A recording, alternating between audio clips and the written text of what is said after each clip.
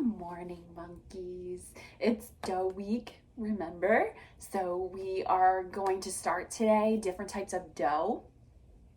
Before I get into the morning meeting, my shirt actually says scatter kindness. So this is something I want to talk to the monkeys about, but I also want to talk to the grown-ups watching the videos about. We need to make sure that even though we're in isolation, that we're still sending out positive and kind messages to everyone.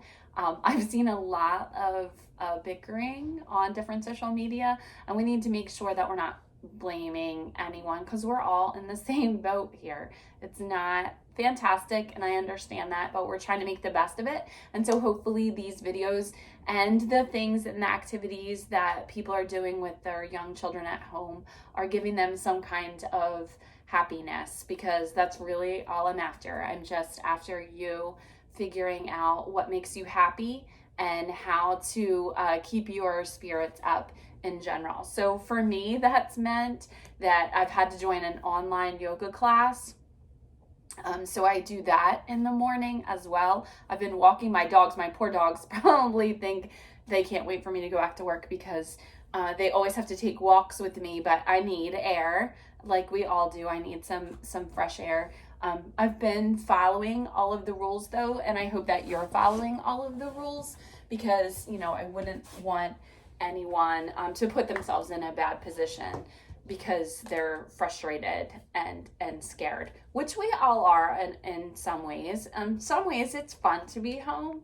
I've gotten to reorganize things. I've donated lots of clothes because I've had to go through my closet because I have to keep busy, as I'm sure you all do. But I do want to make sure that everyone is taking care of themselves and trying to find some glimpses of happiness here and there. So food makes me happy, and that's why this week we're doing food, because I love food.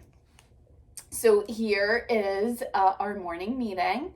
And then I'm going to put up a video later of dough, and we're going to talk a little bit about why dough is important. So it says, good morning, dough dunkers. Oh yes, because there's all kinds of things that you can do with Play-Doh. So if you didn't have a chance to get out to the store, we all talked about how we did not have a lot of supplies. I told you before, you can make almost anything in preschool with shaving cream, cornstarch, baby oil, care conditioner. You can make almost anything with any of those items. So we are going to talk today about one kind of dough that we can make. I'm going to put up every day a different kind of dough, but if you can't make any of those kinds of dough, that's okay. Or if you already have one kind of dough already made, then use that. But it's not a big deal if you can't make the Play-Doh. The activities can be done with almost anything. So that's the good news, right? There's different kinds of dough that you can make that are very simple kinds of dough that it's still good for the fine motor skills. So today is Tuesday. Again, I did not put up the exclamation point because it's not Fun Friday yet. Wait till you see what we have to plan for Fun Friday. It is dough week though, so we are making different types of dough. Today I'm going to show you a simple one, a very simple one. It's a 2-ingredient one. I'm going to show you one that you can, later in the week, that you can play with in the bathtub. I'm going to show you one later on in the week that's edible. Good stuff. And most of it is things that you can find in your cabinet, in your pantry, because there are things that we have lying around like cake mix and Jello, and there are different ways that you can make it. Soap, the one that I'm going to show you tomorrow actually is made from soap. So these are just things that you have around your house that you can make into dough.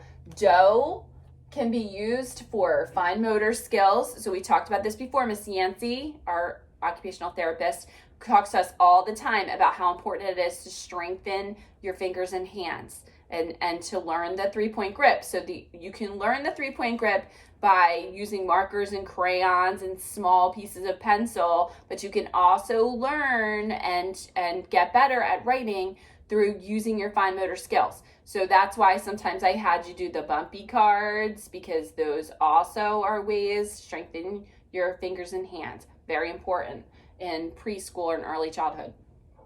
To practice letters. So of course you know how to spell your name already, and we've all been practicing writing our name. I get that, but it's more fun to make your letters out of dough, right? So even if you don't have any cookie cutters at home, which I do not, so I'm not going to show you how to do that because I don't have cookie cutters at home. Even if you don't have cookie cutters at home, you can still make your dough into the shapes of the letters of your name. Same thing with numbers. So we have been practicing numbers 1 to 20. Same thing, make them out of dough. It will take some time, yes, and it will take some patience, and I get that. And then they'll switch over. Don't be frustrated, parents, if they switch over to making pizza in the, they're at like number 9 and then they switch over to making pizza. That's okay. Early childhood, we come back and forth and we learn through play. So it is okay for them to count the number of pepperonis on their pizza that they're making for you instead of actually doing numbers, right? So we don't want to drill too much. We want them to experience learning, and we want them to inquire, and we want them to practice their own way, and which they will. They're very creative, all of them. Also, if you color the dough, you can use it for patterns. So we talked about patterns yesterday, and we said that throughout the week, you're going to be sending me pictures of the patterns that you create. However, if you do the dough and then you color it and you make it into different colors, it will last for a long time in a tub. So in a regular Tupperware or Rubbermaid dollar store Ziploc container, the dough will last for the kind of dough that I'm going to show you today will last for a long time. So if you color it in different, because again, food coloring, hello, it's like the greatest invention of all time. If you color the dough in different for different colors, you can also use that to pattern. So that is my advice for this week. Happy dough making. I will read you a story later that has something to do with food, because food is so impressive and important, and learning to measure and follow directions is vital to early childhood. So I'm not just making you do these things because I would like your kitchen to be a mess. I'm asking you to do these things with your children because they are super healthy for their education. Okay, I love you. I will see you tomorrow.